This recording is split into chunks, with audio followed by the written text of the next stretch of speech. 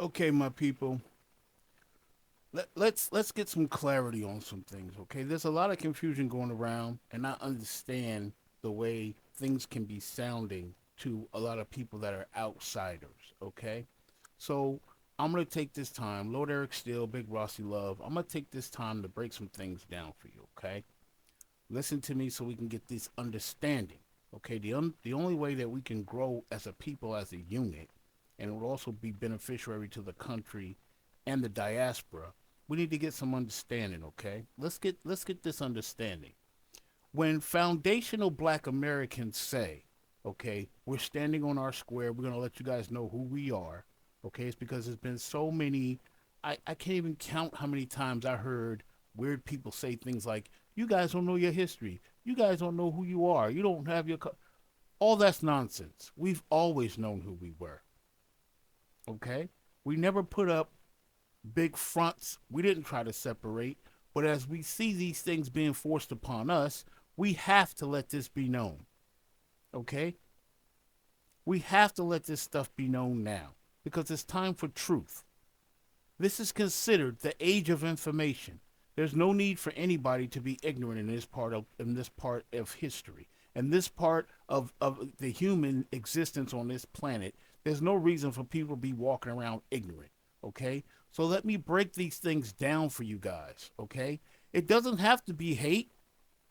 It doesn't have to be divisive. We're going to talk about the way things are. Okay? All right. Now, they were trying to call us a ambiguous term, African American. We don't accept that term. That term is rejected by foundational Black Americans because too many people can clip on. You ever see somebody put a tie or they can't tie a tie, so they buy a clip on? You got just a clip hanging onto your shirt. It's too many people could join on. All right, that doesn't work for us because as we've seen, the way this country treats us is that they will take these clip-on people and give them all of the things that were supposed to be set aside for us. Okay, understand that. All right. Now, a couple of things that you see that have been assimilated. The dominant society takes things when they don't know what they're talking about. All right, like they took the term woke. Soon as Caucasians got woke, they start turning on it, mixing it up to all kind of things that they can't even explain what it is. That's our foundational culture. That's how we move. We start something, then everybody else try to jump on the bandwagon. You can tell that it's not theirs because they can't even tell you what it is. I'm gonna clue you in. In the early 2000s, 2008, 2005, 2009, we had a community known as the conscious community came into effect. Okay, they weren't started then. That's when they became popular with video, with books, and they used to have meetings and they used to have debates up in New York. It was called the conscious community. There was Sarah Seti, Brother Polite, just a whole bunch of people that were came to prominence for me seeing them around that time from the conscience community, like your conscience. I'm awake. Okay, that's where the word woke came from. Members of the conscious community would say, I'm woke, I'm conscious. You see what I'm saying? I'm conscious, I'm cognizant. I can see what's going on. I see through the fog. I'm conscious, I'm awake, I'm woke. You see? White people heard it and try to mix it into something derogatory. That's not even what that word was meant for. Okay? That's not even where it comes from. All right? Once again, people jumping on our bandwagon and trying to remix our stuff. That's why it's important for us to say who we are and what we are. It's a lineage. I keep hearing all these different people yapping and gapping. Oh, Tariq Nasheed is the leader of you guys. Tariq Nasheed is the leader of FBA. No, he's not. He's not. He's not the leader. There's no leader because we're not a group. You understand? It's not an organization. It's who you are. Let me break it down for you. Let me break it down for you because it's very simple, but it's so simple that you intelligent people can't see it. Let me break it down for you. When we say delineating, okay, our people went through what is known as an ethnogenesis. I'll explain. You say, oh, well, what makes you guys different? What makes FBA different? Okay, let me explain. When the slave ships came through and they dropped people off in Haiti, when the African slave ships came through and dropped black Africans off in what is now known as Haiti in the Dominican Republic, those people didn't become Haiti Africans. They didn't become Dominican Africans. Am I right or wrong? Do you call them Dominican Africans? Okay. When the slave ships went through Jamaica and they dropped off those Africans in Jamaica, they didn't call those people Jamaican Africans, did they? No, they did not. They're not called Jamaican Africans. They're just called Jamaican. Okay? You understand that? They didn't call, those people are not called Haitian Africans. They're just called Haitians.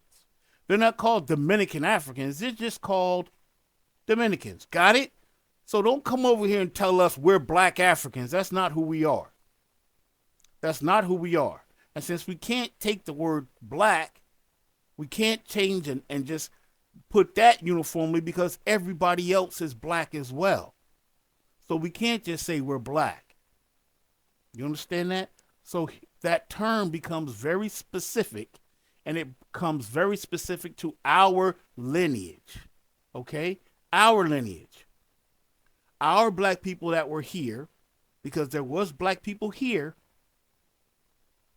What do you mean, Eric Steele? Well, let me break, okay, Lord Eric Steele, let me break this down for you, okay?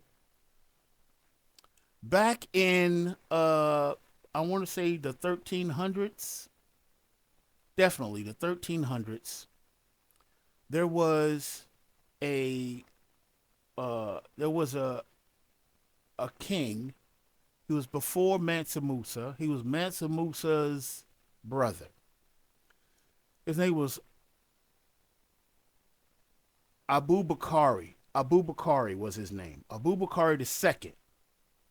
Abu Bakari II. Abu Bakari II was the emperor, the king of the Mali Empire. Mali, which is a West African country. Well, it expands to the coast of West Africa. It goes inland, but it expanded all the way to the coast of Africa, Mali. Okay? This guy was famous for being an explorer, for wanting to explore the Atlantic Ocean. He sent out 200 ships.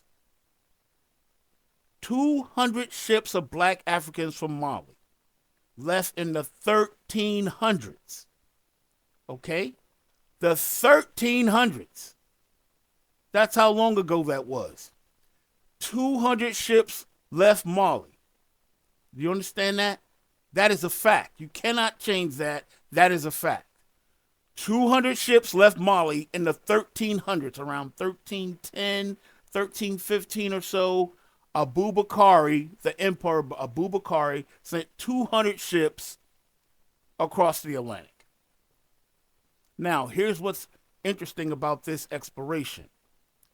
Out of those 200 ships, one ship came back. One ship came back out of those 200 ships. Okay? Only one came back. That was in the 1300s. Only one ship recorded coming back. Got it? Now, listen. 200 years later, there's a Spanish explorer named Balboa. The Spanish explorer Balboa recalls when he got here running into a village of dark, like coffee black people in a village that looked like Mali. That's his words. That's from his book. That's not me making it up. That's history, documented history. He found dark-skinned people, dark as night. Some look like coffee. Some had feet like tar. That was Balboa's words, not mine. Okay? Do you see what I'm saying? So when we say there was black people already on this continent before the America was, before the United States was actually a country. It's fact. That's not me guessing. That's not us doing any remixing. That's the facts. That's simply facts, okay? It's facts. It is what it is. Now, when the slave ships did make it here, when the slave ships did come here, do you think the people that were in charge of dominant society discerned between us and them? No, if you were black, they mixed you in. If you were a black Indian, they just mixed you in with the rest of the slaves. They didn't take time to figure out who you were. They didn't care. They just mixed us all in together. And that's not me making it up. You need to look up something called the Dawes Rolls. Dawes, Dawes Rolls. Okay? They literally have been documented as doing this. If you bring black people come to the Census Bureau, what are you? I'm Indian. Oh, that's just a Negro. They just mix them all together. That's just another nigger. They just mix them all together. That's why it's so important for us to delineate, to say who we are. Our people was here before this was a country. Our people fought all along the way building this country. Our people struggled and suffered. This country got rich off of our inventions. Okay? This is just fact. This is just truth. And I know you've heard a lot of things in school coming up. I know they've always started us off as slavery, but that's just simply not true. There is one thing that is true, is that the person who is in control gets to dictate the story.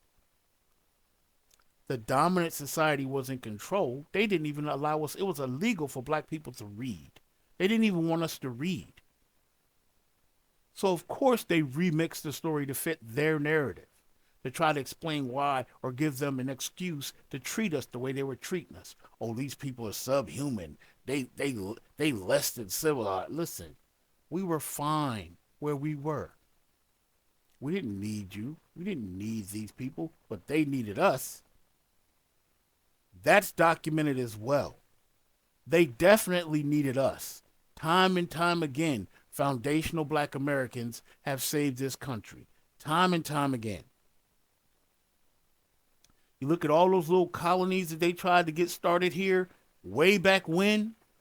Those colonies, when the ships dropped those people off to try to start and build a colony here, when they came back, the numbers were diminished and they were eating each other. They could not survive here until the black Indians and the black indigenous people of this place showed them what to eat, how to build shelter, how to take care of themselves.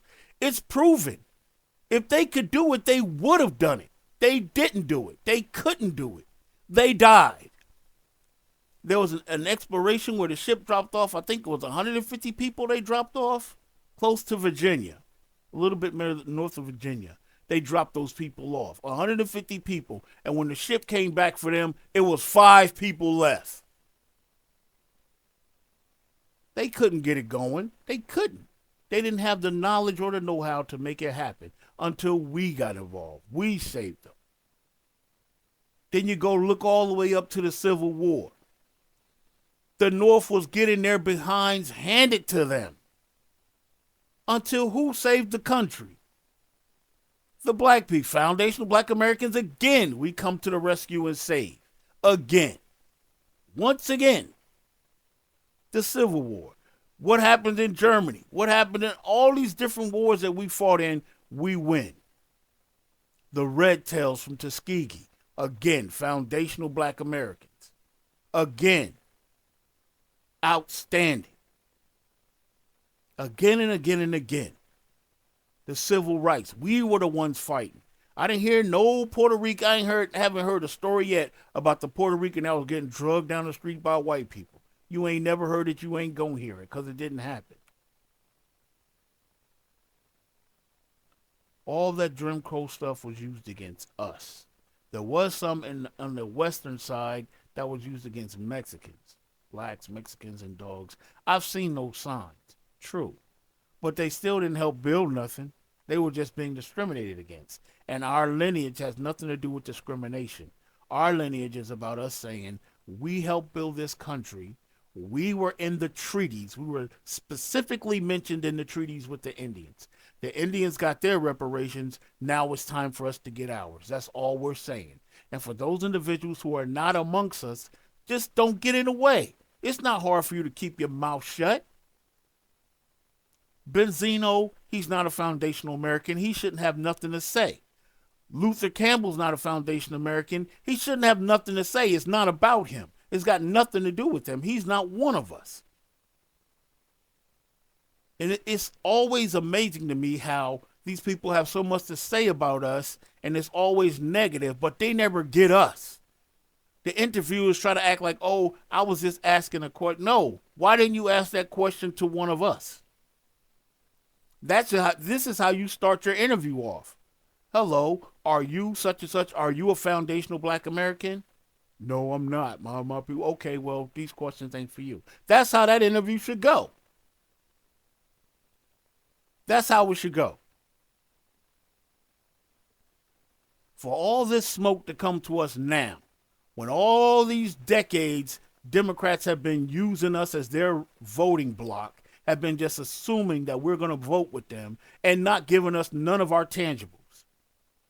The most horrible things happen under Democrats to Black people. And then when we say, okay, we want our tangibles, we ready for our reparations, now there's a problem. Now there's a problem.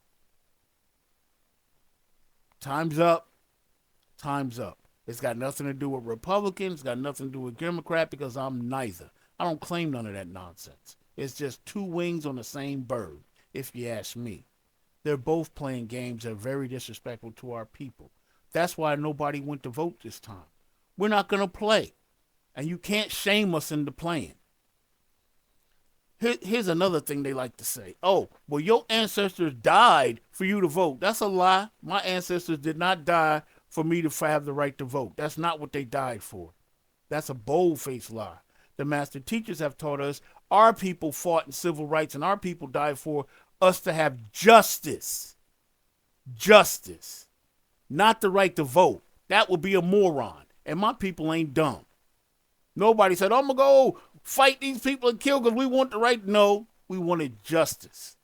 We wanted to be treated as equals and we wanted justice. Not the right to vote. Just vote for nothing? Ain't nobody that stupid. Our people are not that dumb. Maybe that's a Caribbean thing. Maybe that's something Caribbeans do. Maybe in Cape Verde they do that. But foundational Black Americans, we don't think like that. My ancestors did not die for the right to vote. That is a lie.